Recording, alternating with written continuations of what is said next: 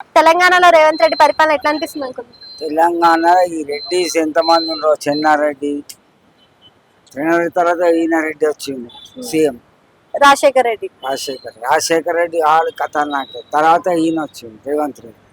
పరిపాలన ఏం మధ్యలో కిరణ్ కుమార్ రెడ్డి కూడా వచ్చిండు. కిరణ్ కుమార్ రెడ్డి కూడా వచ్చి ఈ నలుగురు వచ్చి రెడ్డి సీఎం. ఈ నలుగురు ఈ తెలంగాణకి ఏం చేసేది ఏం ఒరిగేది ఏం లేదు. ఈ ఈయన ఎవరు ఇప్పుడు మన కేసీఆర్ వచ్చింది తెలంగాణకు. ఇప్పుడు లోకల్ బాడీ ఎలక్షన్స్ వస్తున్నాయి కదా, లోకల్ బాడీ ఎలక్షన్స్ లో కాంగ్రెస్ వస్తుందా మళ్ళా, లేకపోతే బీఆర్ఎస్ వస్తుందా? పార్టీ వాళ్ళది ఉంది, వాళ్ళే వస్తాయి. ఏ పార్టీ ఉంటే వాళ్ళే వస్తారా? రాజకీయమే బూటకం మేడం. మరి ఏంది హైదరాబాద్ లో మొత్తం కాంగ్రెస్ ది లేదు, బీఆర్ఎస్ దే ఉందని అంటాడు కదా కేటీఆర్ అంటాడు, కానీ కొట్టుకొస్తే కొట్టుకురావచ్చు అంతే. ఈ రాజకీయం అనేది బూటకం.